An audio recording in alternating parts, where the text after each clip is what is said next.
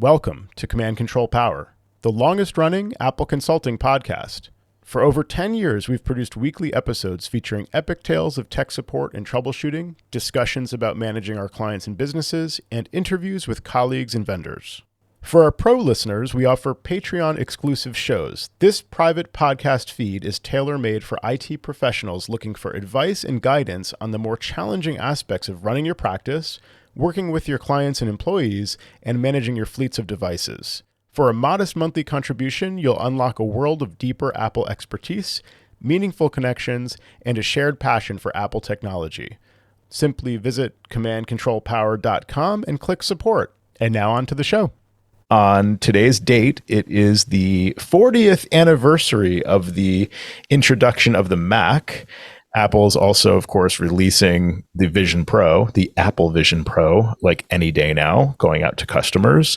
And I should mention, for the sake of completeness, it's our 10th anniversary, which we celebrated about 6 months ago at Command Control Power, and 20 years of my own company. So a lot of milestones right around now. But on this occasion of the 40th anniversary of the Mac, I thought it would be good to just open up the phone lines to our patrons. So we've just sent out the message. I'm not sure if we'll get any immediate response here. We had no warning, and just giving everybody a little bit of a peek behind the scenes here. Part of setting this up was rebooting to recovery, enabling kernel extensions, getting the old Mixler and audio hijack workflows back up and running. And now we are ready to do it.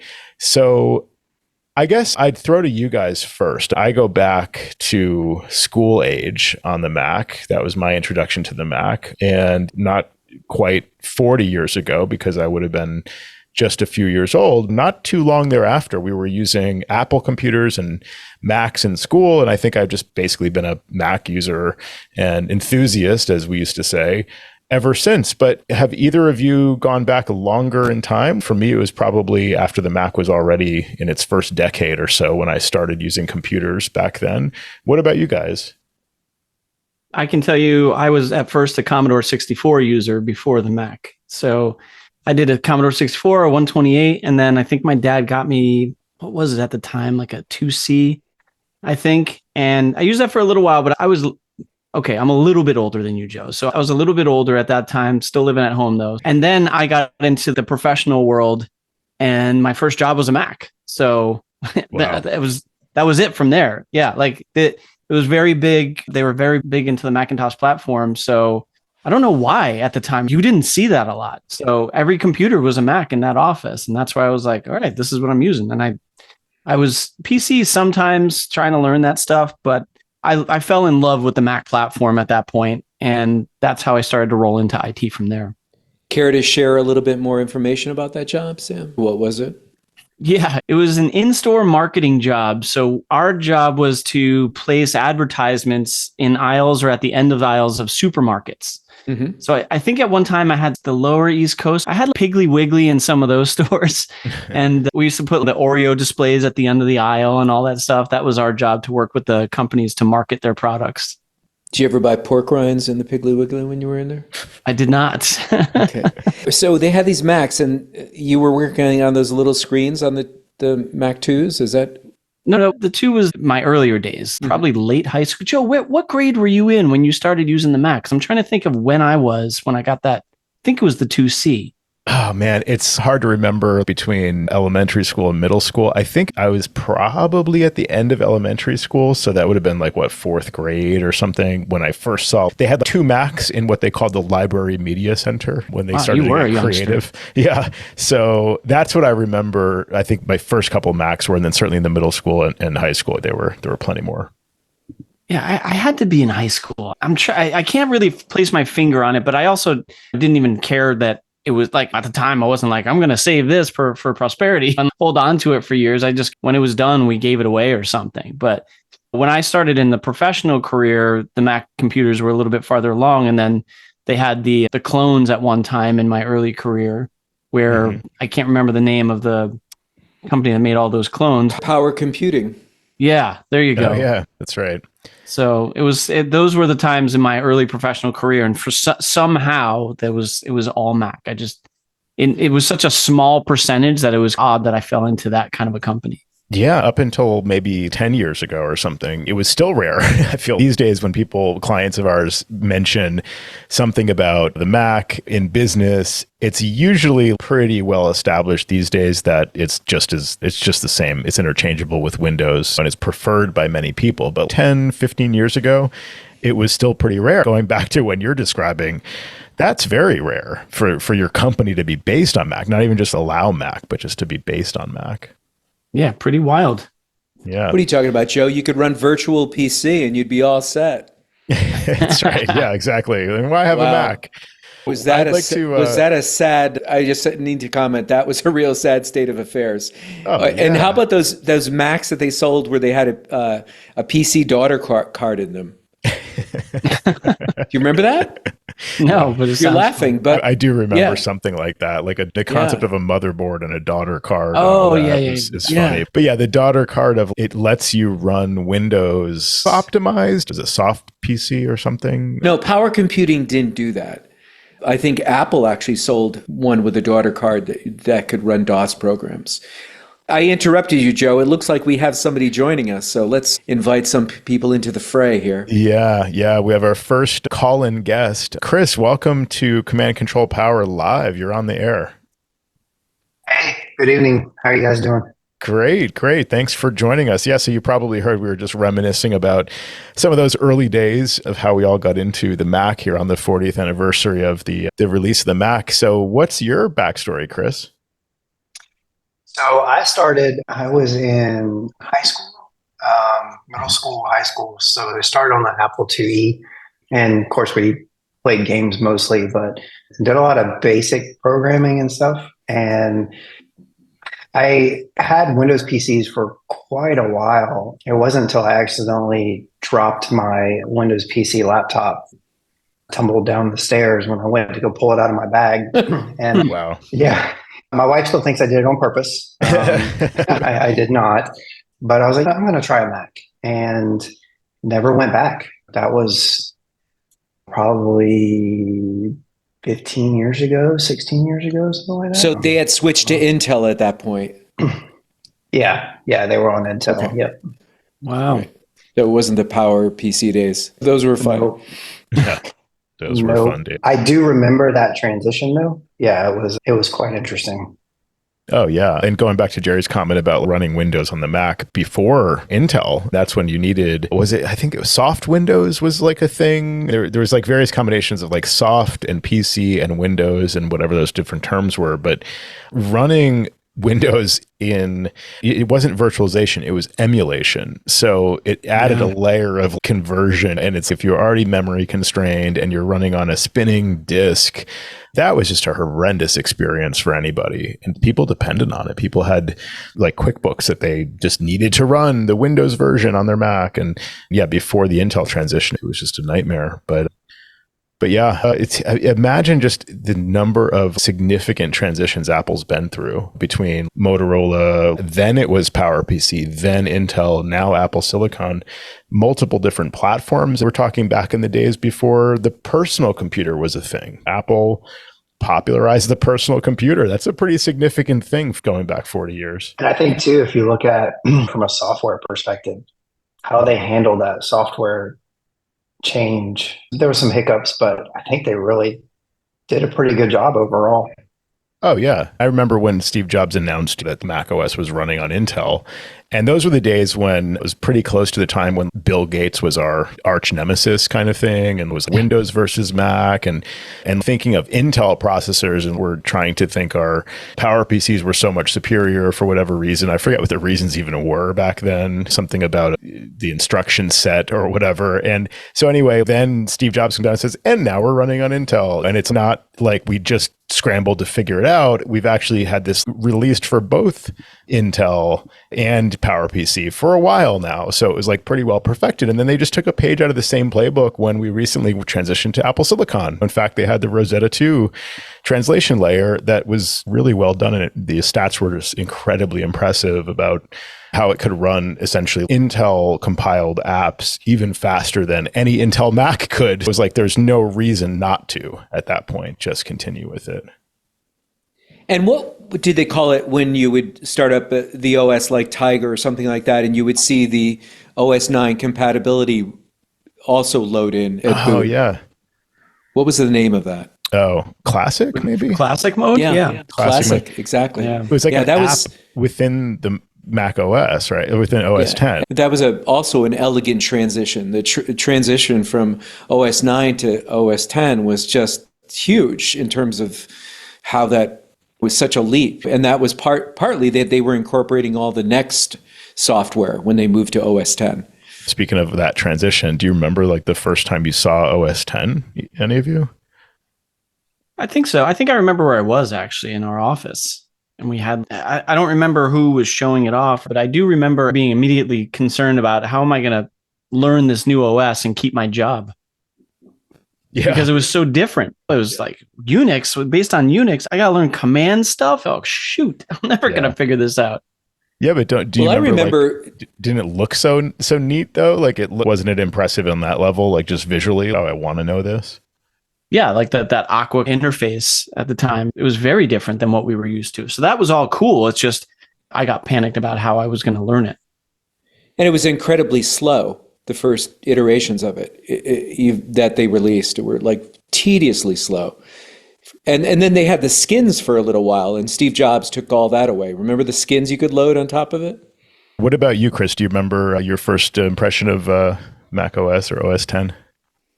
Yeah, I remember I was working part-time at a computer repair shop, and we had a couple of the old iMacs that were running Mac OS 9. And I remember when 10 came out and we got to upgrade those. And just looking at the interface, I was wowed by it.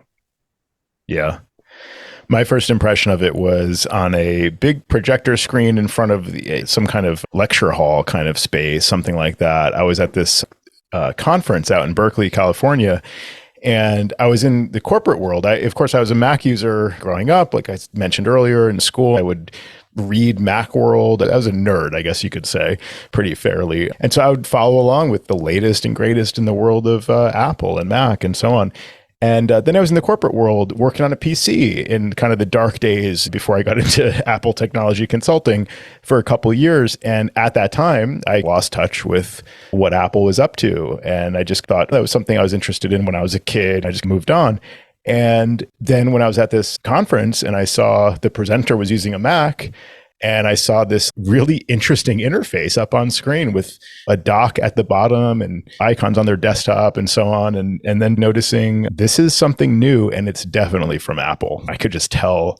And so that was my first introduction. And I thought, let me see if it will even run on I think I had like a Power PC. I guess I had a Power Mac G4, I believe, or maybe I think it was a G4 at that point, not a G3, but it was around that era.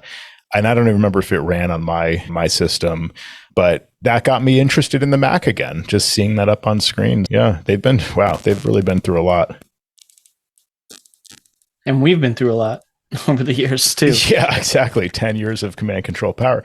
So Chris, you're a patron, so thank you so much for your support. You've been a patron for a while. Would you like to tell listeners more about your business, how you work, and when you got into, I guess you mentioned when you got into technology consulting, but a little bit more about how you work?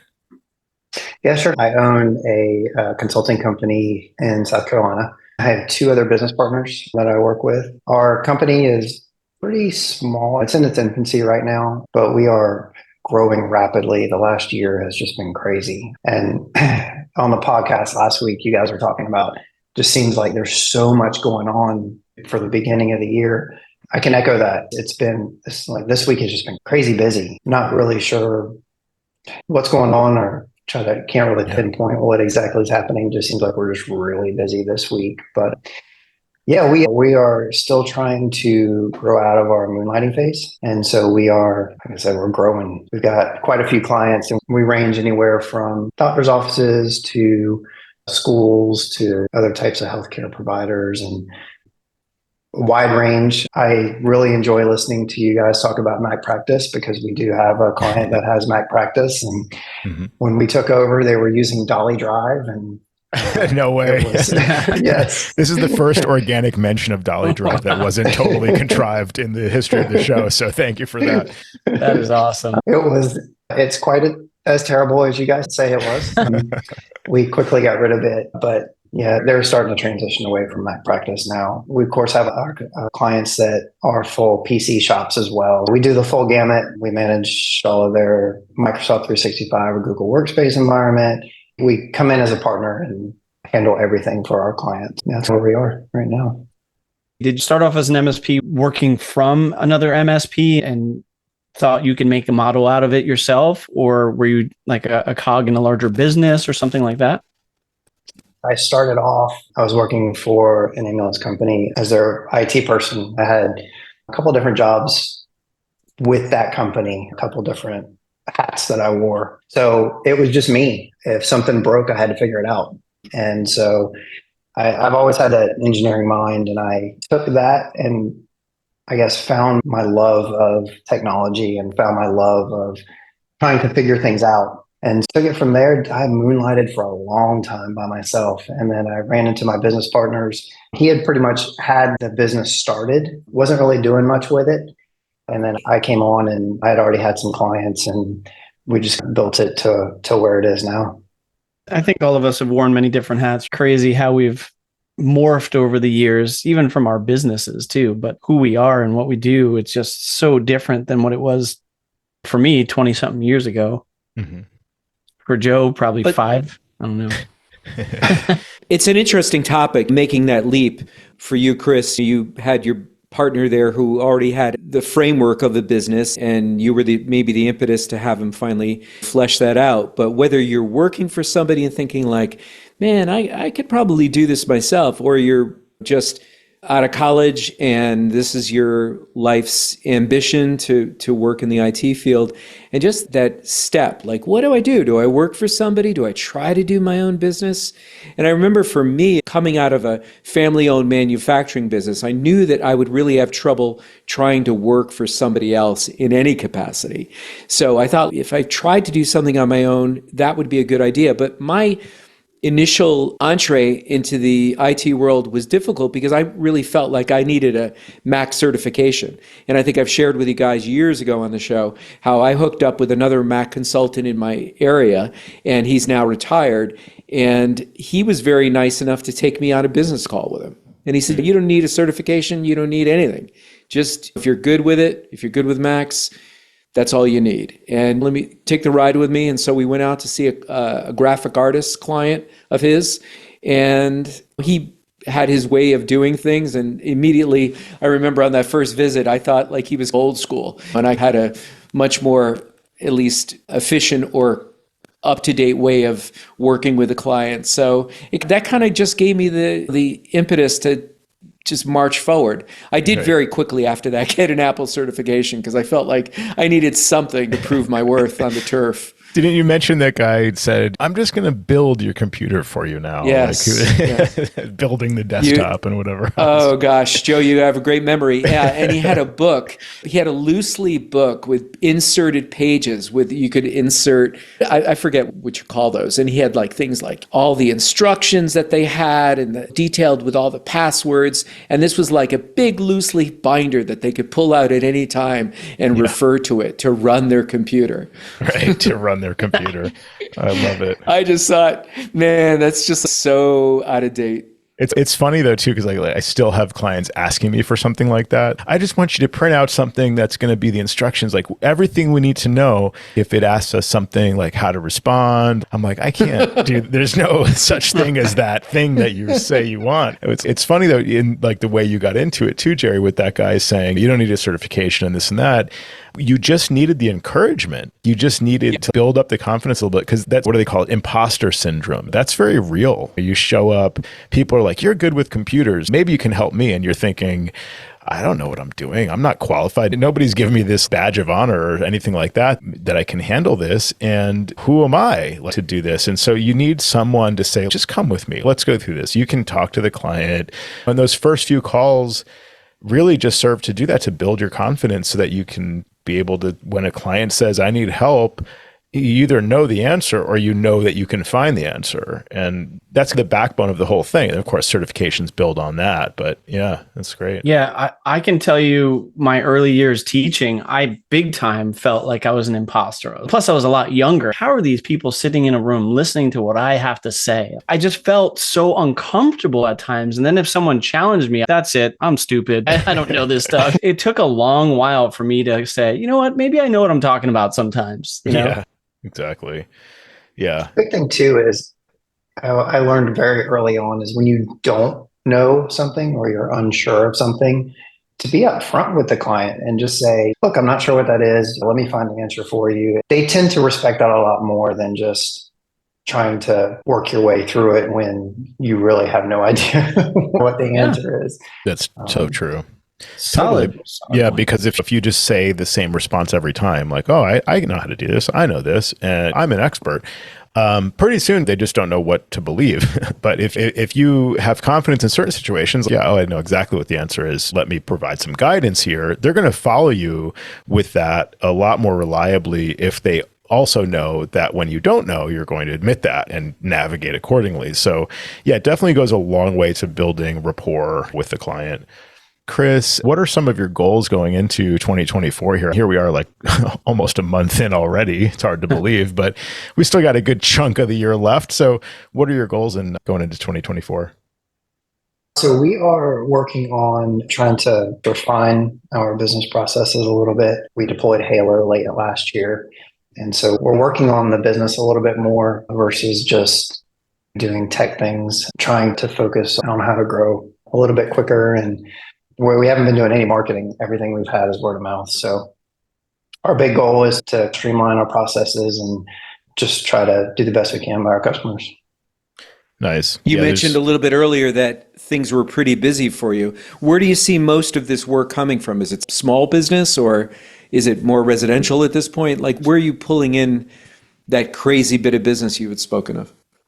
Yeah, we actually don't do any residential. We are strictly small, medium business. Okay. We don't do any residential. And I did residential for a while when I worked for somebody and realized residential wasn't for me. I think we have a good business model, and there's definitely a need for a company to be able to come in and help a company, a business with their technology and be there when they call, when they submit a ticket, respond to their ticket, and when they call, answer the phone and be able to help them. And I think that's a big thing that's missing in a lot of the big companies, especially the ones that are franchises. I think a lot of that gets lost. Working with residential, there are only certain areas that it works for.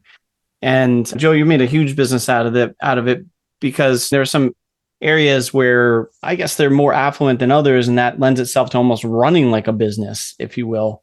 Yeah. And that makes it easier to have that. But the typical residential, I've shied away from over the years too, just because I think for me, the problems are a little bit more nuanced and specific and odd. And they're not like, oh, I've seen this in another corporate environment. And someone has like a weird home issue that I've never seen before. And they would throw me off often. But now I feel like a lot of the issues are pretty, not standard in terms of corporate, but just things that others out in the field have seen. And I can rely on to say, okay, I found a forum where someone saw this and I can correct it. But residential is hard. It's hard. It's a different It is. It definitely is. We always have our businesses that don't ever take our advice. Heard you guys talk about it. We've run into it. But I think for the most part, a business is more likely to, from my experience, a business is more likely to take your recommendation because they have something bigger to lose versus a residential person who may just have a single computer and if it crashes, they'll just go buy another one. Yeah, residential, definitely. I can agree with everything you guys are saying. I've developed a business based around residential being a big part of the backbone of my business, but it's not for every marketer because they just don't necessarily have the same budget to get support from a professional, and they're either on their own or there's plenty of people doing residential support in various markets. There's always room for it, but it's just depending on how lucrative it is. I've seen a lot of our colleagues move out of residential into business because it's more repeatable and scalable, because they have the budget, and because it's hard to support the residential client who has a random question that's so yeah, all those are really good points. Chris, it was great talking to you. Thanks for helping us kick this off. Really appreciate it. Hey, thanks for having me on. I appreciate it. Yeah. Take care, Chris. Join us Take again care, soon. Chris. Take care. Happy New Year. It's a little late for that, Jerry. you can say that. There's a whole big Curb Your Enthusiasm about that. You got to watch it. Now, I've heard all this. So what I've taken to saying is I hope 2024 is off to a great start for you. If I haven't talked to the client since the new year, I want to acknowledge that and say Happy New Year, but it does start to feel a little bit weird saying that at the end of January. Anyway, so we have a patron on the line here, Tim Pearson. Welcome back to Command Control Power. Hey guys, how you doing? Doing great. I'm being scolded for saying Happy New Year. Happy New Year, Tim. Happy New Year, exactly. Only by me, apparently. Happy birthday. Yeah, it's somebody's birthday at some point, right? That's right. Happy birthday. Tim, you're It's all the Matt's place birthday. all the time. You're always in Slack. We just run this Mixler thing just from the seat of our pants, just as a wing and a prayer. You're here and you run a full-time business. How do you do it? There's 4 of me. Nice. I'm on the West Coast, so it makes it easy. You guys are done with your workday, and I'm just winding down the end of it. I saw the little pop up, and I thought, I wonder if you guys want to chat. Absolutely.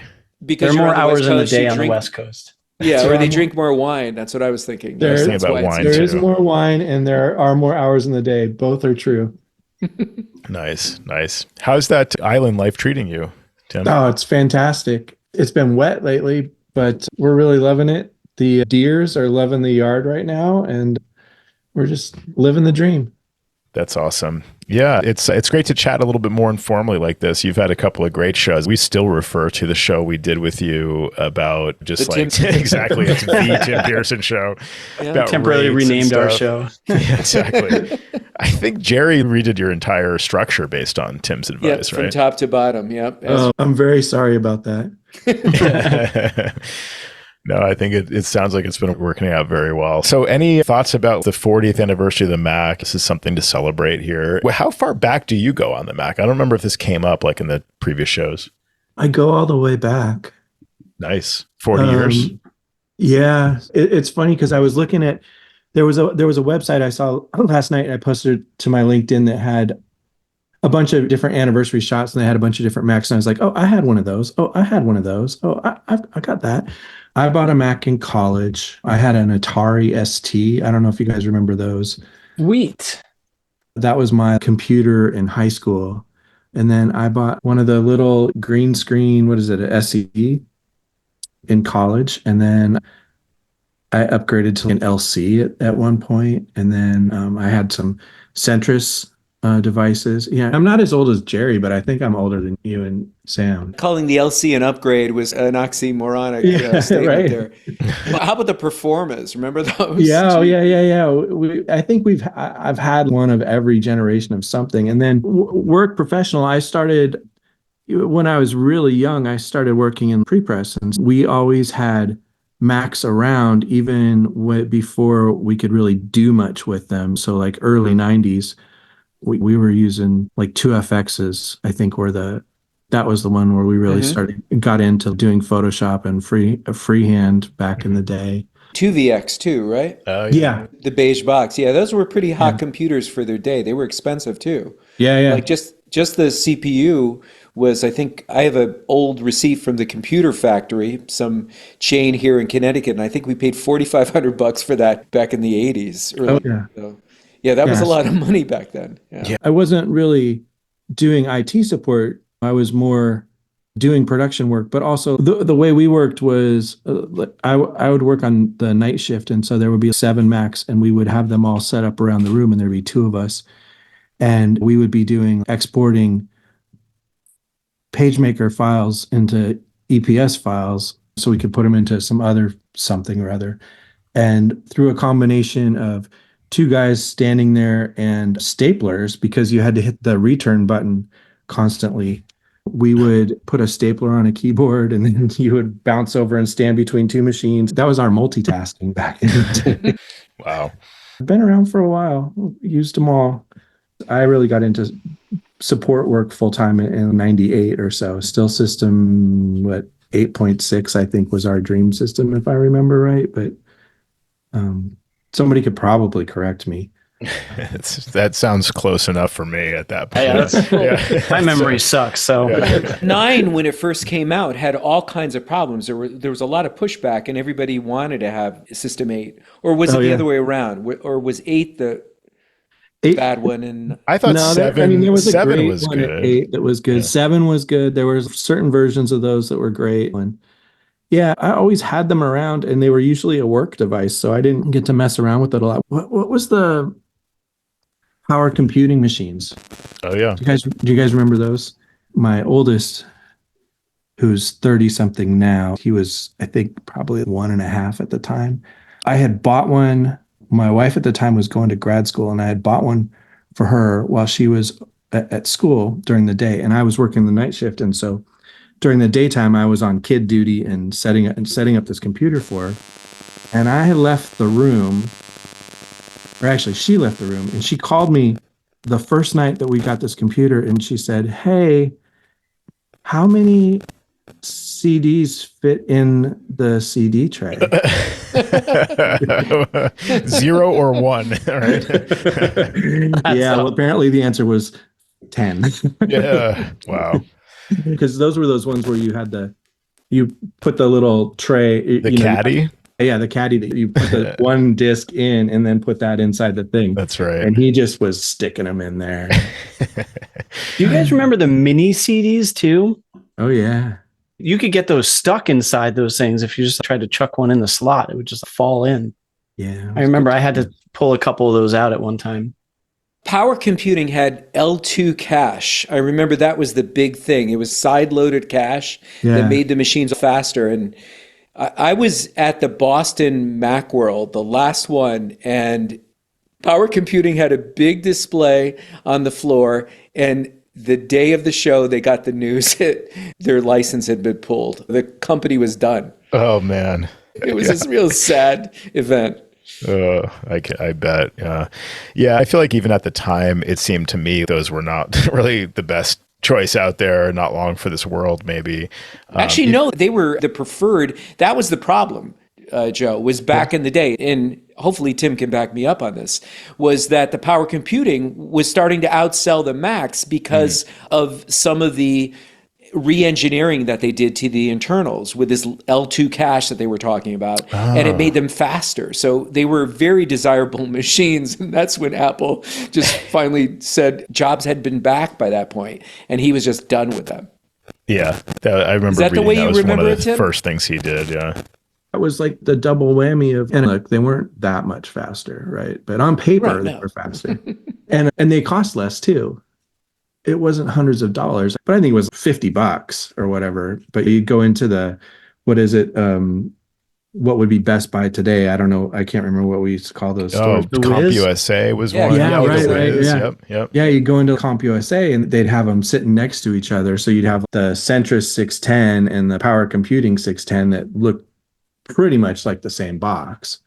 For me, the local store was Staples Office Supply. And that's where I was able to convince my family, my parents, that a computer was important when I was at that point, I think probably late middle school, something like that. And they had the Performa series. That was the kind of common one that you'd see in that kind of store. And so our first computer was the Performa 600/CD because it came with the little CD caddy that you mentioned. And so you could actually load things on CDs. So you could listen to music in the computer. You could even plug in headphones. And of course, a few different multimedia things. Multimedia was a thing back then. A video on your computer screen, that was a whole new thing. That was multimedia. Yeah. And so it had the encyclopedia on CD or a series of CDs or whatever. And one of the first games that I really liked, also purchased at Staples, was this game called Seventh Guest. Does that ring a bell to anybody? Not for me. No. It was a cool thing. It incorporated like video clips and little puzzle games and things. I forget if it was one of these that was built on HyperCard. You remember like Myst was built on HyperCard? Yeah, I was going to say Myst was the only game I really remember. Yeah, that was I just played a lot of Oregon Trail back in the day. Yeah, that was classic too. That got me into the Apple before the Mac even. But Yeah, it brings back memories. It's hard to believe. This company went from as long as I knew them until I got into technology support, they were the underdog for those first 20 years, really. Yeah. The Apple computer was the first PC and they created a whole industry, but they were still the underdog even through all of that. Those few examples of games that were available on the Mac or only on the Mac, the rest were PC based or console based and stuff like that. Apple never really took off until I guess the iPod. To me, in my head, I don't know if this, I'm sure people have studied this, but like the iPod was really a major inflection point. Friends of mine, computers weren't even a topic of conversation, but like they had an iPod. And so like they thought the company was called the iPod company or the iPod store in the mall. And that was how people knew Apple, was through the iPod. And then of course the iPhone, and the rest is history at that point. So in July of 97, Apple bought Power Computing for $100 million. Why did they buy them? Do you remember the sort of reason on that? I think just to take them off the market, because they had a $400 million business, supposedly, according to Wikipedia at that time. And Apple was pulling the license, when that gave them a good bargain basement price, but they were buying all the assets and I think also getting whatever customer base they had. Interesting. I guess that's one way to wind it down without, I don't know what they're like licensing, or they might have had to otherwise like exit a contract early or something. It's like Fleetsmith, right? Oh yeah, that's right. Smith, Apple bought them, right? Took me a second. I have another fun fact though. Back when I was in print, one of the really cool jobs that we did was we printed some of the original iMac posters that came out. My middle son just gave it back to me the other day, and I had forgotten that I'd had it, but we printed these Yum posters where they had all the different colored iMacs. Mm-hmm. But we printed those, and I tell you, at the time, it was odd for us because we had this secret contract and nobody could talk about it and nobody knew what was going on. And then we'd never had this experience before, but they had to have guards and they roped off areas and only certain badged employees could get into certain areas of the shop where, like where I was processing the files, like I was the only person who could be in there and they wouldn't let people walk by my workstation and stuff. So this was pre-released, Tim? Yeah, it was pre-release. Wow. Yeah. So very cool. So what did you think as a Mac enthusiast when you saw those pictures? You must have been... I didn't see how it was going to affect, because I was working in print and stuff. I was like, I don't know, this little streak and this little computer, this toy, I don't know what it's. Sure. Yeah. But I thought it was cool. Yeah, I thought it was pretty nifty, and I bought one right away. I guess the marketing worked even. Yeah, it worked. It worked on me at least. Yeah. Did any of you guys have to take apart one of those machines? Yeah. I got into those. Yeah. There was definitely God. a safety warning for getting into an old iMac, right? For the tube, but just to get into the box or the chassis, it was ridiculous. So hard. Yeah. Millions and millions of parts that had to come off. Screws upon screws. Yeah, that's a great point also. Like the iMac was another major inflection point for them, obviously. And almost harkening back to the original Mac, it was like that kind of like a reboot. Yeah. But as an outsider at that time, I always thought they were really, like you said, Tim, a toy. They certainly presented that way. Candy coated, fancy looking design. It just looked a little bit too fun and consumer level. And they largely were. Then as time went on, the iMac became like a really good go-to system for a business. And that's still where we are. But it took me a while changing my own mindset about it, thinking of it not as just a toy, underpowered, over-designed for aesthetics and less so for actually functionality. And that did shift over time, but those first ones were definitely a major departure. And like that whole thing with the eye part of it, it shipped with a modem. I don't think we realized how important that was at the time. Not that the devices before them didn't have modems and stuff, but it was interesting because it didn't have a floppy drive. At work, we'd have towers, and the towers would have a floppy drive and probably a Bernoulli and maybe a SyQuest drive attached too. And suddenly now all my software is going to come on CDs. Right. I'm going to get it from the internet. Yeah. So it was fun that way. Definitely a mindset change. Definitely a mindset change. Going back to the Mac clones, Guillaume Get in the chat, longtime patron, mentioned that Apple also benefited by getting their store, the power computing store, when they bought them, and they were interested in their build-to-order system. I wonder if they're still using parts of that all these years later, because certainly build-to-order is a major aspect of even configuring an iMac. You only get a few choices these days. Sometimes that's what makes the difference between a viable system and just a kind of entry level, shorter term system. So, Tim, we also have a new guest joining us here. Ted, welcome to the live chat here, and you're on the air with Command Control Power. Welcome, Ted. Hey, Joe, how are you doing? Good. Thanks for joining us. Do you want to tell the listeners about your business and your background in technology consulting? Sure. I've been a longtime listener of the podcast. I run an MSP here in California. So I've listened to you guys for a number of years, and I always want to chime in when you guys start talking about MSP stuff, because a lot of the pains that you guys experience and challenges you guys have, I experience the same thing here. It's interesting to hear that there's some commonalities between the companies. There's a lot of similarities between the businesses and the clientele, and it's usually just what the heck is the client doing, or what are they thinking?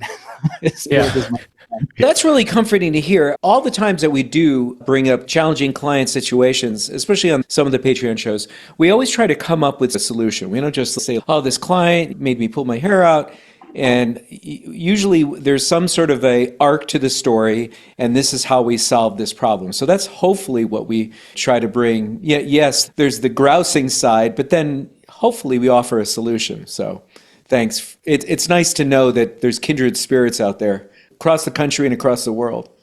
Oh, most definitely. Yeah. No, you guys usually do have solutions. You got through whatever the challenge was at the end. And it's interesting to see what those are. There's a lot of commonalities. One is it gets fixed.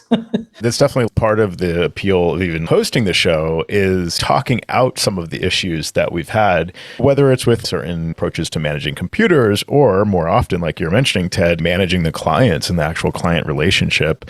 And that's oftentimes where things get a little bit sticky and more challenging. And so sometimes I've found, like, just talking it out on the show, I might talk myself into some kind of new approach or solution, or more often Jerry or Sam will say, what about this? Or have you thought about just not working with this person anymore? That kind of thing. And so it's definitely a good opportunity for all of us to talk out the issues. And it's very nice to hear that you can relate in some of the issues you found. Tim or Ted, have you guys heard any solutions from us that you completely disagree with, or that you've tried and that have failed, or those moments shaking your fist at the radio kind of thing where you want to air some of your grievances here?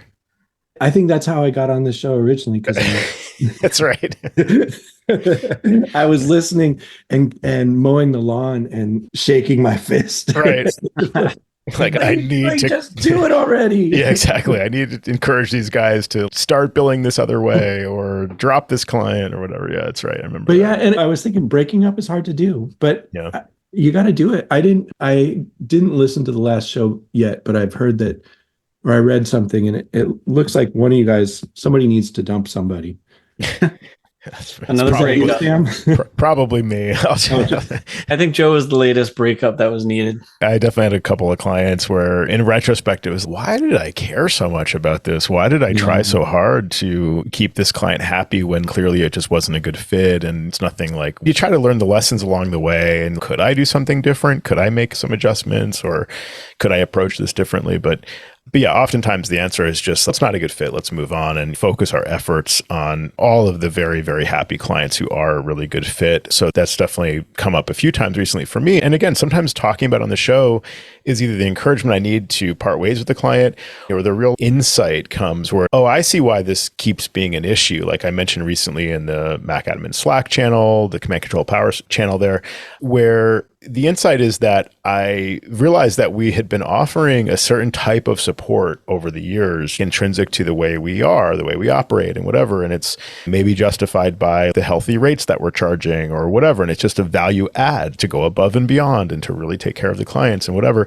And so a lot of the clients who are just paying as we call it, break fix, or just the normal hourly rate, calling us intermittently, they expect, are you available today or tomorrow? I haven't heard from you in 2 years. Probably not for a random client. but they've just come to expect that because that's the service they've gotten in the past. And so it's nobody's fault or whatever, but it's just about, okay, what do I do about that? How do I approach this now? Is it a mindset change for me? Is it a way that I can start to talk about this a little bit differently? How can I word that now this is part of our service offering, which is based on a monthly plan if you're interested. And if not, we still do our best for you, but blah, blah, blah. So yeah, a lot of times it's just about, maybe it's time to part ways with the client, or maybe it's just about how to think about where these struggles come from. On the other hand, I think Sam recently had a client where he thought he was going to be parting ways and it turned out to be great. And the client agreed to the new rates and plan and everything. So that was another positive story on the Patreon show. Great is a strong word, but yes, it worked out. Nice. I think one thing I've learned is know your worth, be who you are. And then if that makes you part ways, so be it. You parted on your terms. Yeah, they turned around. Okay, sounds good. What? It ended up working out. If you do your job, you can charge appropriately for it, and you can be comfortable and confident that this is what I charge to do the work that I want to do. And Joe, I totally understand the having to reframe it. We picked up several new customers in the course of the last few months, and they had all been in situations where they were working hourly with people. I got a lot of practice reframing the conversation around, look, you're going to pay us. This is what it's going to cost. And then you also have a lot of tech debt, and you're going to feel like I'm coming at you. For the first three or 4 months here with one of them, we did a slow discovery, and that was a mistake. And I just realized that they said, hey, we've been negotiating new internet and the new internet's coming. And so I said, let me look at your firewall and see what it is. And I realized that the firewall that they had been in an end of life for 2 years.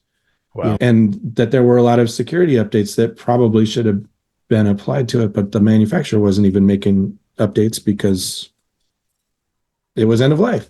So I think that if you've thought about it and had those conversations in your head, it's a lot easier to have that conversation with your customer. And if, look, this customer isn't more than 10% of my business. And if they're not a right fit or they don't like the way that our business works, then I'm going to be happy to recommend they go and talk to Jerry and Sam, and then they'll see what a terrible job they do, and they'll come back to you. Man, ending on a high note for us. Yeah, exactly. Or what sometimes I'm convinced happens is like they do shop around and they get quoted rates that are very similar or higher than what they're paying us. And then they're like, oh, okay, that's not so bad. And then they stick around. So yeah, we've definitely had both cases where they go off into the wilderness and they come back pretty soon, or they start shaking the tree elsewhere and then they end up sticking with us. And we suddenly have this renewed rapport with them where they actually appreciate us more because they have looked around and they found, oh, there isn't something better or cheaper or whatever they were thinking. Yeah, but that's interesting too, like the concept of a passive discovery. We'll do a couple of projects with a brand new client, even if they're on a plan. And through doing those projects, we're doing a passive discovery process, as we like to call it, where like you're describing, it's a little bit slower. It's just not like this active process where we're trying to find things to fix. But maybe sometimes it's too slow and then it becomes more reactive than proactive. But there's a balance there because like you said, a brand new client can have a year's worth of intensive work to get them up to speed. And they may not have the budget coming in besides the monthly fee and the regular support. Yeah. And I try not to let a customer keep me awake at night. Yeah. If you're having that conversation, and I'm not saying that you are, but if you're having that conversation in your head with somebody that you're working with over and it's waking you up in the middle of the night, or it's not waking you up, but you wake up. If you're like me, you don't really sleep all that well anyway. So you're just like awake and then you're watching Big Bang Theory and then you're thinking about this customer. Then it's time to let them go no matter what. Right? Yeah. I mean, do you guys do education with the clients, teaching them or reviewing technology with them to bring them up to speed where they need to be from a security standpoint and compliance standpoint? A big challenge we've been having is we deal with some auto dealerships, and the dealerships are under very stringent guidelines by the FTC now. And I'm noticing that the policies that those dealerships are having to abide by are really best practices for our normal clients. Any of you guys try to breach the compliancy or security front with clients? We do, and that's why we charge for it.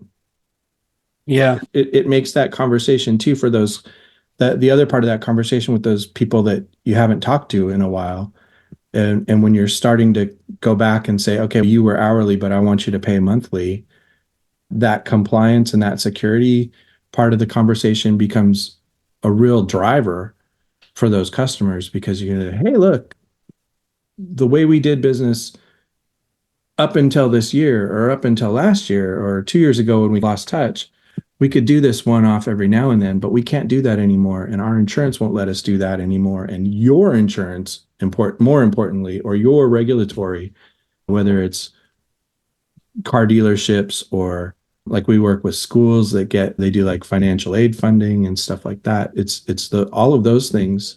Now they want to talk. Yeah, we're having the challenge where they don't want to talk. It's like over their heads. We deal with mid to small businesses predominantly. Our auto dealerships are a couple of our bigger clients. They have no choice. Either they're going to comply or they're going to have somebody knocking at the door that they don't want anywhere around their building. But our smaller clients, they don't really care about security, unfortunately.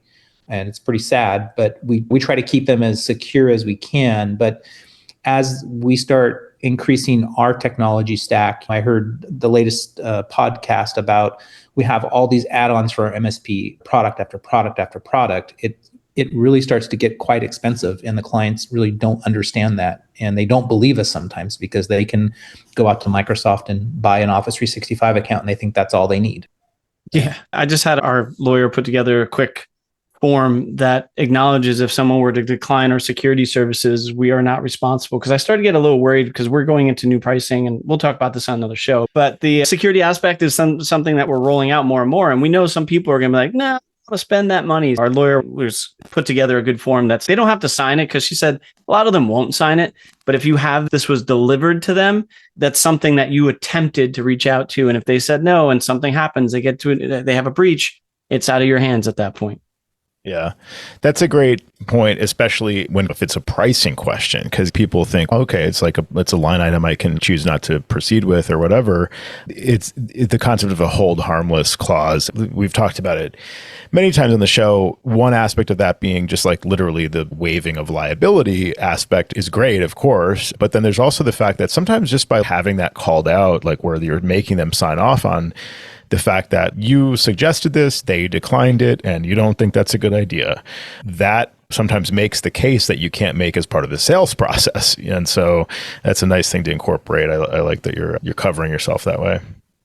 This was great. Perfect ending to have our old friend Tim on there. And thank you also, Ted, for joining us here and having a little bit of a round table amongst all of us, and to our prior guests as well, and everyone out there on Patreon for supporting us. We really appreciate it. This is a public show, so we're happy that the public listeners get to enjoy it. But we've been featuring conversations with some of our patrons here, and there's lots more conversation on the Patreon feed where we get a little bit more candid because we can speak a little bit more freely behind that paywall and share more of the behind the scenes of how we run our businesses, how we manage clients, how we manage employees, how we manage Macs. So we invite you all to join us on Patreon, where there's a lot more great content there.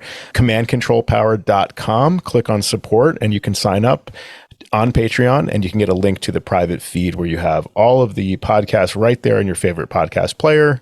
Thanks to Patreon, and thank you all for supporting us there and for listening to Command and Control Power over all these many years. Only 10 years for us, but a good 40 years of the Mac. So what a great occasion to celebrate. Thank you, guys.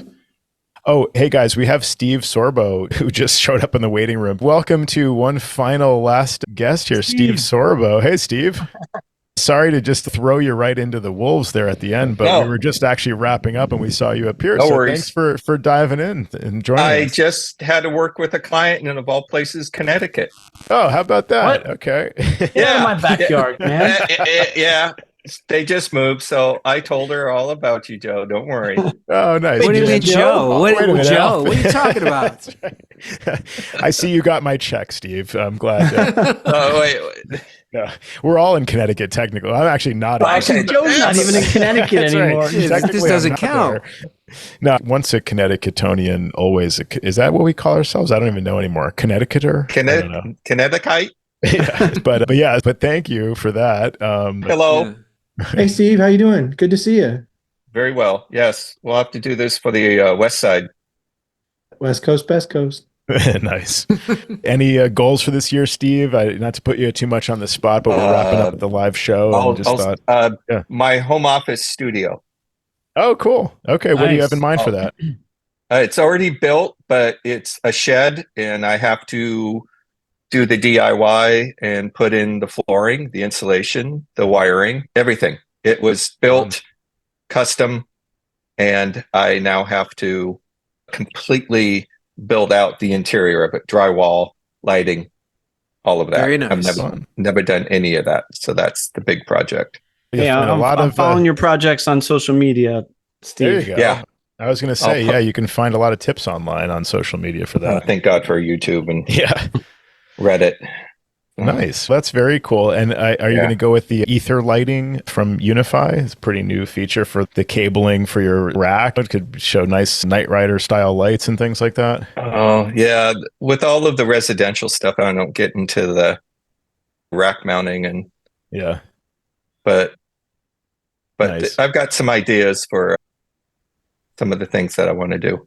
Very cool. Keep us posted, and that could be an interesting topic for a future show as well, or even just an update on how it went for you. It's a fun project. I remember moving into my office and going through the design phase of how I wanted everything set up and having some fun with that. So yeah, good luck and enjoy. Thank you. Yeah, I've got a lot of projects, and I feel like the only way I can get those done is to have the actual studio, the place where I go. Thanks for doing this, guys. Yeah, thanks for being here. Thanks for making it easy on us as the host here and informal and stuff. And everybody stay tuned for the next episode of Command Control Power. Look forward to being out there.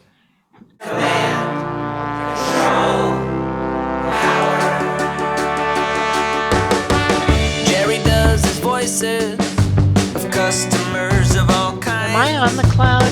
Joe spins his deeply detailed yarns all the time. I have a whole story about this. Sam is on the road again, phoning in from a hotel. At least we know where I am. Half a century combined of Apple expertise right now. My Mac is slow